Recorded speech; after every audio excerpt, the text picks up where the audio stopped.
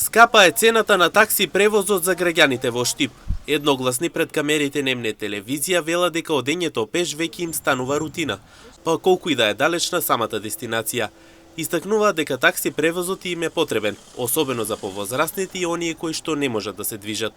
Прилично за нашиот буџет. Скапо. Пензионерта. Скапо е. Скапо е. Сега си има градски автобус. Треба буџет, примење?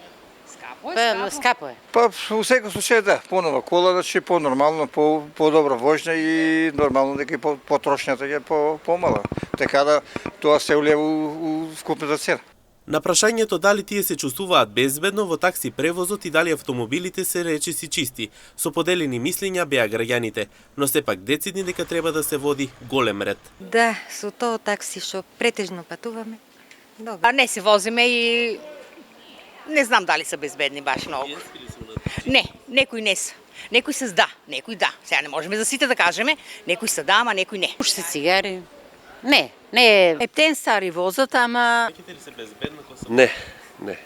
Не од сите. Оти не се пријавени и не може да направи некоја злоба, не може да го најдеме после кој е тај. Па, релативно има, значи чисти и нечисти.